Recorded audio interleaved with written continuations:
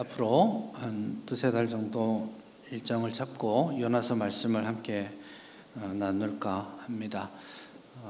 요나는 우리가 잘 알고 있다는 기본적인 그 생각들 좀 있습니다. 주일학교 때부터 요나에 대해서 들어왔죠. 그래서 보통 성도님들이 안 믿는 사람들도 요나는 좀 안다 이런 생각을 가지고 있는 편입니다. 요나를 모티프로 그 요나가 물고기 뱃속에 들어가지 않습니까?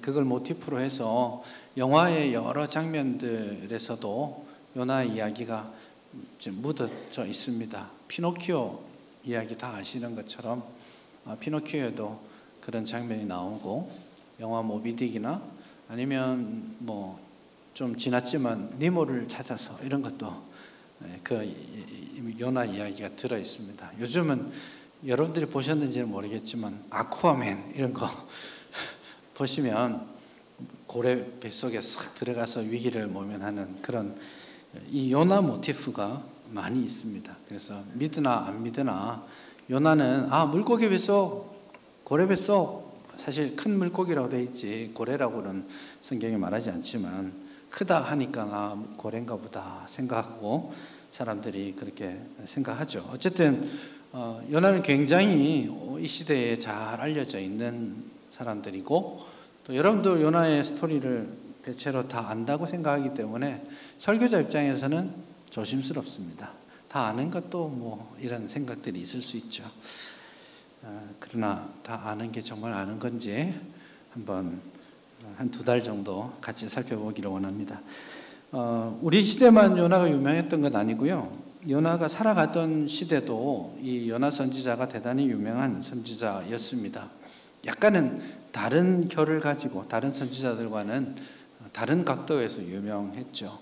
요나 시대에 유명했던 동시대 선지자는 아모스, 호세아 이런 사람들입니다. 다들 여로보암 2세가 통치하던 시절에 선지자 역할을 했던 사람들이고, 이게 거의 2세대 선지자고 1세대 선지자는 이제 기록하지 않은 이제 선포했던 선지자들인데 엘리야나 엘리사나 이런 사람들입니다.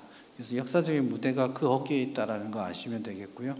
그래서 앞에 엘리야, 엘리사 위대한 사역을 했던 선지자고, 호세아나 아모스도 우리 호세아서 아모스서를 보면 굉장히 힘있게 복음을 선포했던 사람들이죠.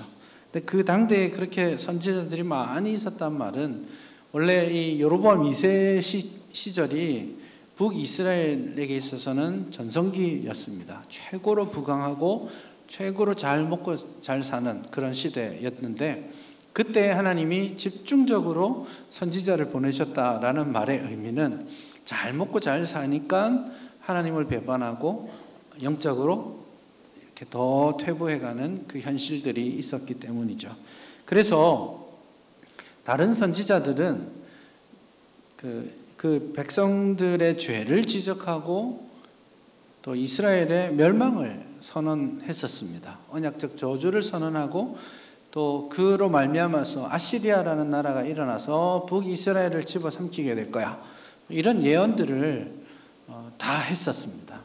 그런데 이 요나만큼은 여로보암 시절에 이제 열왕기하 14장 25절에 보면 그런 내용이 나오는데요. 여로보암 시절에 하나님께서 복을 주셔서 그 땅이 아주 커질 거다 이런 예언을 합니다. 그리고 실제로 여로보암 2세 시절이 아시리아가 아주 정치적으로 힘든 시간이었기 때문에 북이스라엘이 거의 다윗 시절만큼 영토를 확장합니다. 그 예언을 누가 했느냐? 요나가 했습니다. 그러니까 그 사람들이 요나를 굉장히 좋아했겠죠.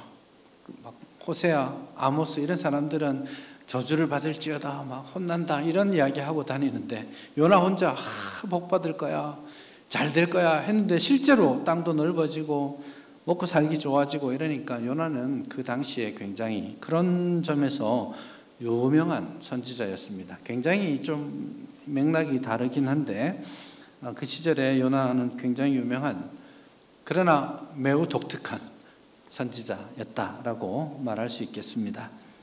요나서 자체도 굉장히 독특한 책입니다. 여러분 선지서를 쭉 보시면 보통의 선지서들과는 매우 다른 흐름을 가지고 있다는 것을 알 수 있습니다. 시작은 같아요. 여호와의 말씀이 아미떼의 아들 요나에게 임하니라 이르시되, 이렇게 돼 있죠.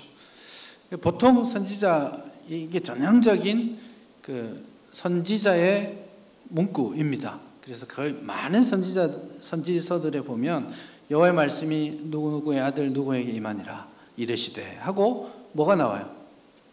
하나님 말씀하신 내용이 쭉 나옵니다. 선지서들이 다 그래요. 대체로 다 그렇습니다. 근데 시작은 여호와의 말씀이 요나에게 임하니라 라고 시작했는데 그 뒤에 내용을 보면 하나님께서 요나에게 선포하라고 하신 말씀, 메시지는 나오지 않습니다. 요나서가 48절밖에 안 되는 짧은 책이지만 요나서 안에 하나님이 요나를 통해 니느웨에 선포하라고, 혹은 이 책을 통해 이스라엘 백성들에게 선포하기를 원하셨던 하나님의 말씀 자체는 한 절도 안 됩니다. 오늘 2절에 보면 너는 일어나 저 큰 성읍 니느웨로 가라. 거기서 쳐서 외쳐라. 악독이 내게 상달했다. 그 이야기 하나. 그리고 3장에 가면 40일이 못 되어 이 성이 망한다. 요거 딱 하나. 요 내용입니다. 그러니 실제로 하나님께서 요나에게 그 말씀만 하시지는 않았겠지만 요나서는 독특하게도 하나님이 하신 말씀의 내용에 크게 관심을 두지 않고 요나라는 사람의 행동 메시지에 초점을 두고 있습니다. 그래서 요나가 말씀을 듣고 어떻게 해왔는가, 이것을 우리가 잘 살펴보는 것이 대단히 중요하겠고, 넌지시 하나님께서 어떤 뜻을 이 요나서를 통해 우리에게 전하고 싶으신지를 살펴가는 문학적 재미가 요나서 안에 많이 들어있는 것이죠. 실제로 요나서 자체도, 여러분 요나서를 보면 요나가 복음의 메시지를 니느웨, 아시리아 니느웨로 가서 전하는 이야기죠. 그래서 이게 뭐 사람들마다 이게 선교에 관련된 거다라고 말을 하기도 하는데, 그 요나는 그렇게 했고 요나서는 누가 읽는 겁니까? 이스라엘 백성들이 읽는 거죠. 요나서는 이스라엘 백성들에게 하는 말이고, 요나서에 나타난 니느웨 성의 사람을 모델링하고 요나를 모델링해서 이스라엘 백성들이 어떻게 해야 될지, 회개해야 될 것을 촉구하는 그런 내용이 되겠죠. 그런 의미에서 요나서는 여러 가지 그런 문학적인 기교 장치들을 통해서 우리에게 넌지시 하나님의 뜻이 무엇인지, 요나와 같은 삶이 어떠한 것인지 그것들을 우리에게 잘 보여주고 있습니다. 하나님의 말씀이 요나에게 임합니다. 2절에 보시면 너는 일어나 저 큰 성읍 니느웨로 가라, 이렇게 되어 있습니다. 일어나 저 큰 성읍 니느웨로 가라. 니느웨를 저 큰 성읍이라고 말합니다.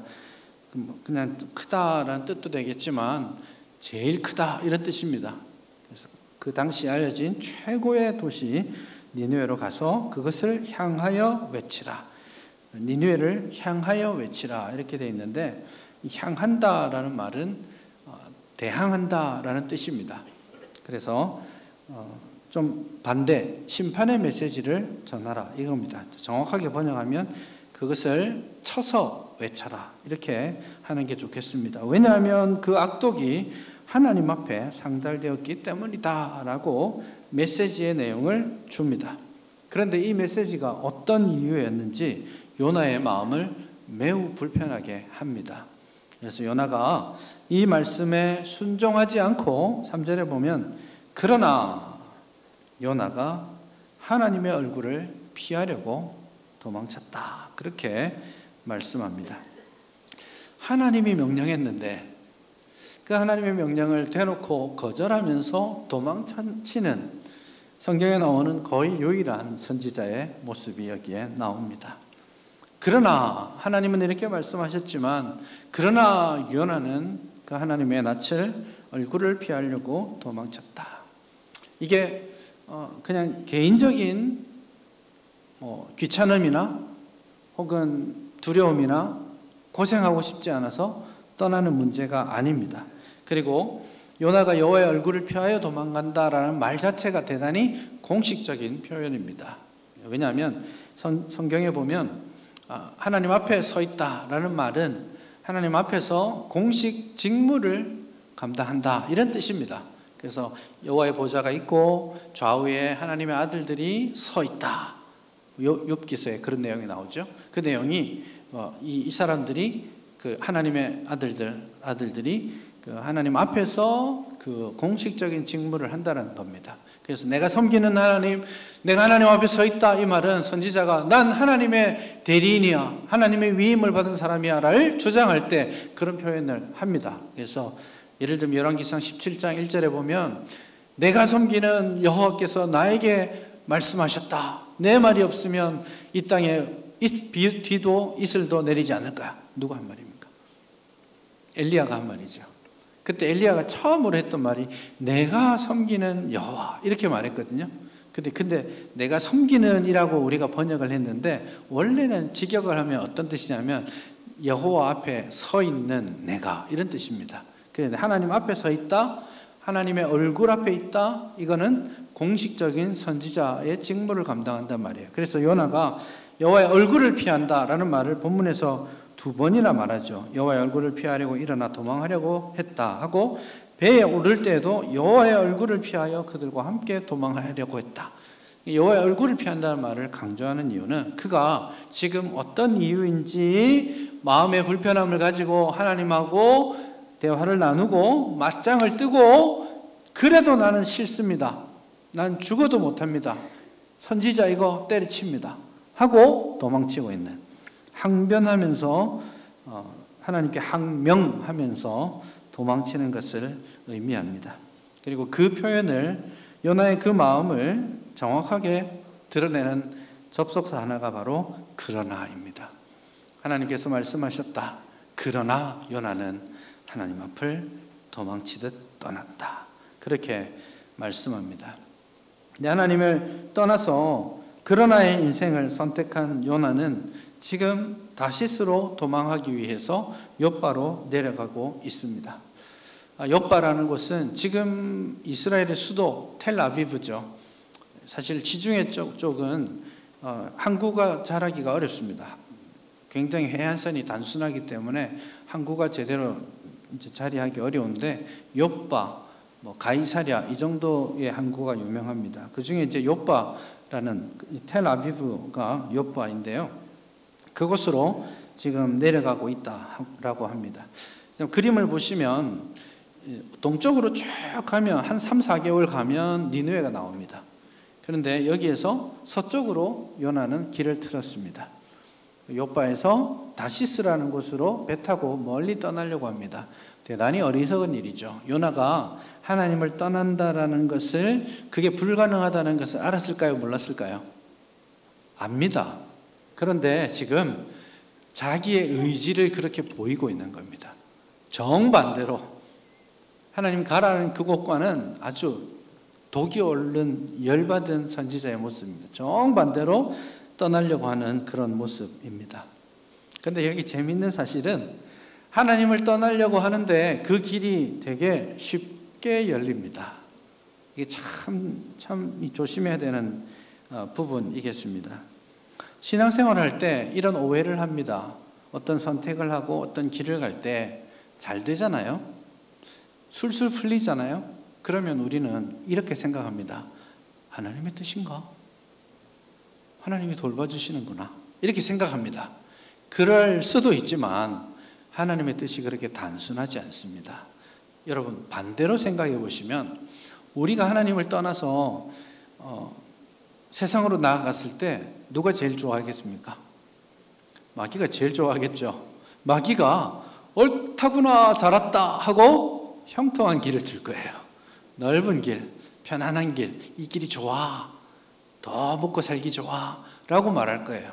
그래서 때로는 하나님이 인도하심으로 말미암아 형통하게 될 수도 있지만 꽤 자주는 사탄이 원하는 길이기 때문에 형통할 수도 있습니다. 그러니 우리가 길을 감에 있어서 형통하냐 하지 않냐, 일이 잘 풀리냐 잘 풀리지 않느냐, 이런 것이 하나님의 뜻이냐 아니냐를 결정하는 것은 아니다라는 것을 아시면 좋겠습니다.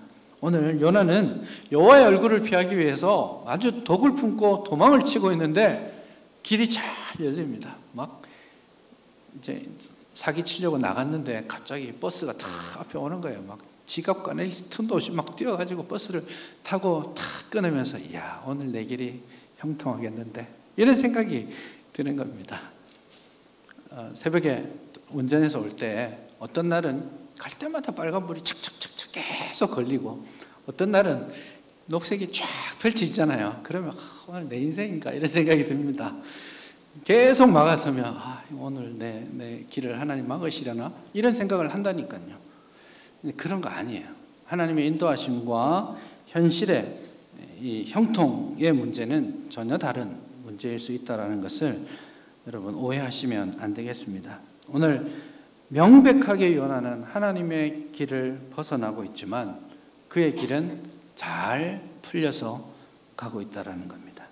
그러나의 인생을 시작하니까 잘 풀려서 가고 있음에도 불구하고 그 인생을 오늘 본문은 중요한 한 단어를 반복하면서 보여주는데, 그게 내려갔다라는 단어입니다. 욥바로 내려갔더니 마침 다시스로 가는 배가 있어서 그 배에 올랐다, 이렇게 되어 있습니다. 근데 의도적으로 이 모든 주동사를 내려갔다라는 히브리어 단어를 쓰고 있습니다. 그래서 하나님의 낯을 피하려고 욥바로 내려갔습니다. 그리고 배가 지금 떠나려고 뿡뿡 하고 있는데 막 달려서 올라가서 배삭스를 주고 배에 올랐더라, 이렇게 돼 있지만 히브리어 단어는 내려갔다입니다. 우리가 상식적으로 배는 타는 거니까 올랐다라고 번역을 했지만 원래 본문의 의도는 요나가 하나님이 계신 곳에서 욥바로 내려갔고 욥바에서 배로 내려갔고, 그 다음에 뭡니까? 큰 바람이 불고 있는데도 요나는 5절 마지막에 배 밑층으로 내려갔다. 거기서 깊은 잠에 빠졌다. 그리고 마지막에 어떻게 돼요? 2장 1절에 보면 물고기 뱃속에 들어가기 전까지 그는 물속으로 내려가고 있습니다. 그래서 물속에 수초가 가득한 그 땅바닥까지, 죽음 직전의 자리까지 요나는 내려가고 있습니다. 그래서 그러나의 인생은 세상적으로는 형통해 보일지 모르겠지만 하나님 앞에서 그는 내려가는 인생을 가게 되었다라는 것입니다. 왜 요나는 이 사실을 모르지 않았음에도 불구하고 이 길을 선택하고 있을까요? 참 이 질문이 가슴 아픈 질문입니다. 요나는 왜 하나님을 떠나려고 하나요? 니느웨로 가서 복음 전하는 게 힘들어서요? 니느웨는 굉장히 악독한 나라의 수도입니다. 아시리아에 대해서 제가 말씀을 드릴 수 없을 만큼 잔인한 곳들입니다. 강단에서 내가 말을 할까 말까 생각하다 안 하기로 정했습니다. 하면 여러분들이 와 진짜 그런 놈들이야? 라고 생각하시겠지만 방송 타는데 이거 하면 안 되겠다. 그럴 정도로 악독한 느낌이 오십니까? 되게 악독한 나라였어요. 그러니 정말 죽어도 싸다 생각할 만한 그런 나라입니다. 가서 그 악독한 니느웨 사람들 만나서 당신들 잘못했어 하다가 잡히면 죽을 거 아니에요. 그러니 그런 것들이 겁나서 요나가 하지 않았을까요? 그렇지 않아요. 이게 대단히 요나서가 우리에게 알려주는 대단히 중요한 하나의 메시지라고 할 수 있는데, 요나는 힘들어서, 니느웨가 멀어서, 니느웨 성 사람들이 위험해서 그 길을 싫다고 한 게 아니에요. 하나님 때문이었습니다.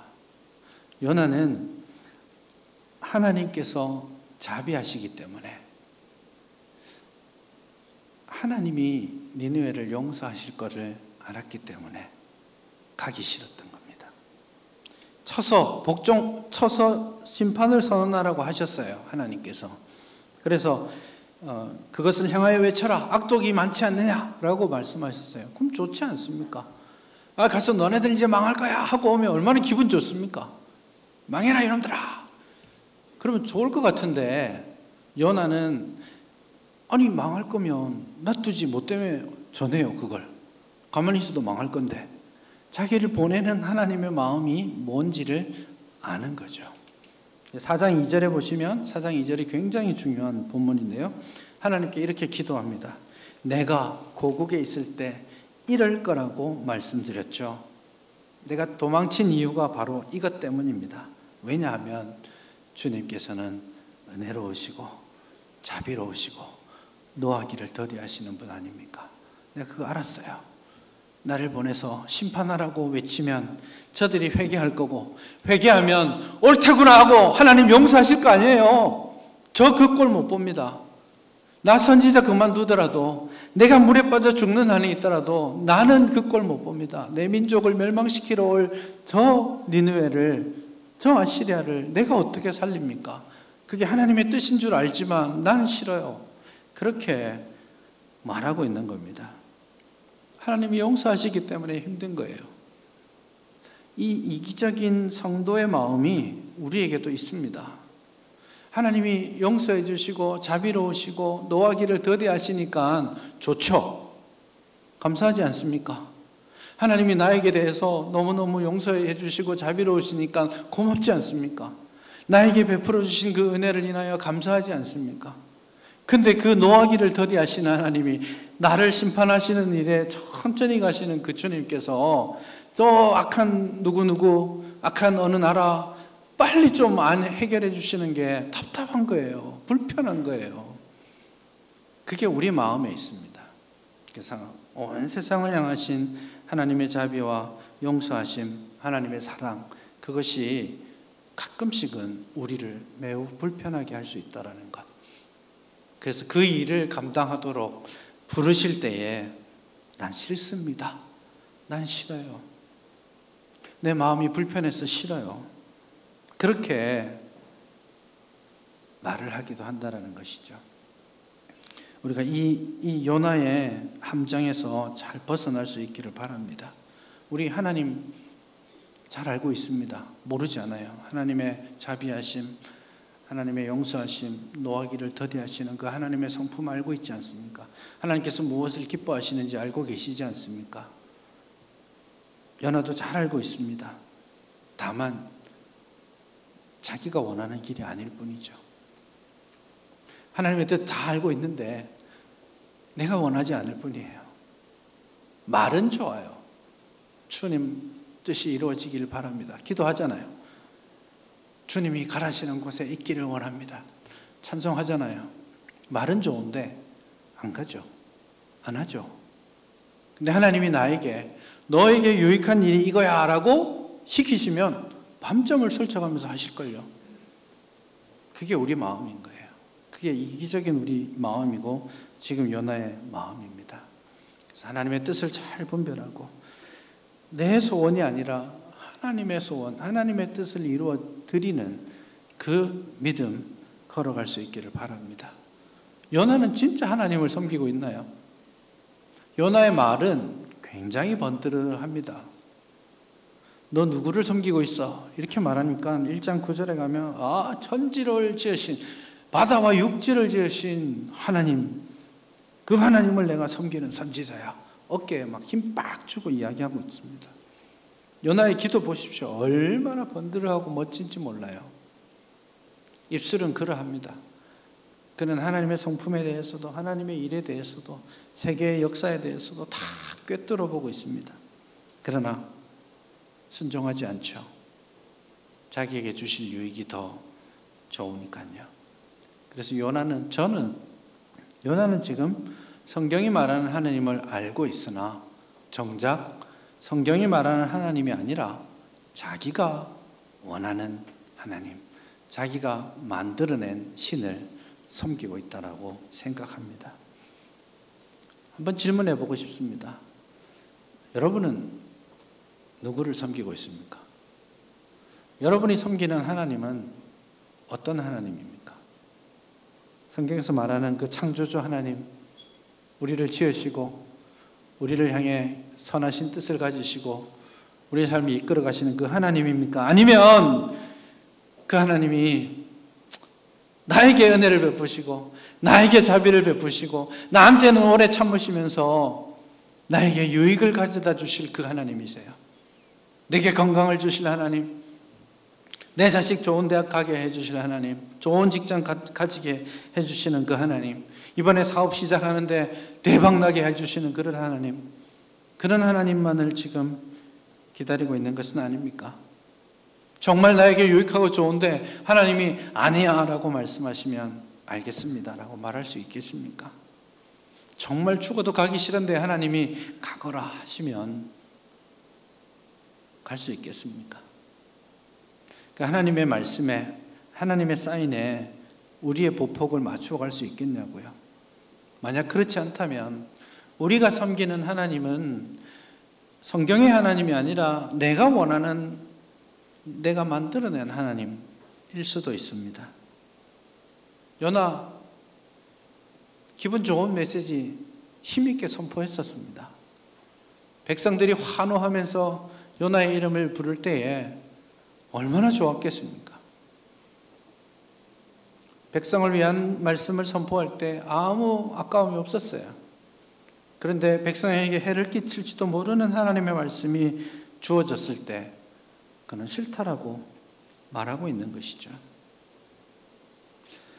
우리가 원하는 방향이든 원하지 않는 방향이든, 우리가 성공하는 자리이든 실패하는 자리이든 사실은 우리의 원함이 이루어지느냐가 아니라 하나님의 뜻이 이루어지는지 우리는 항상 질문해야 합니다. 그게 올바른 신앙생활이고 그게 참되신 하나님을 바로 섬기는 길입니다. 내 입장에서, 내 관심에서 좀 벗어나서 내가 생각지 못했던 하나님의 계획이 여기 있을 수 있잖아요.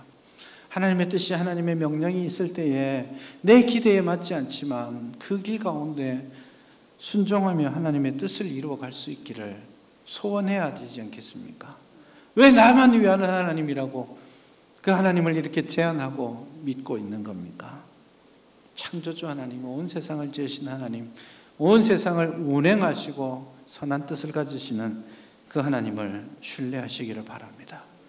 그래서 내가 믿고 내가 기대하는 것을 구하는 것이 아니라 우리의 기도에 하나님의 뜻과 하나님의 마음을 기도하는 저와 여러분 되었으면 좋겠습니다. 내 마음이 시원해지는 게 아니라 하나님의 마음을 시원케 하는 그런 성도의 삶을 살아갈 수 있기를 간절히 바랍니다.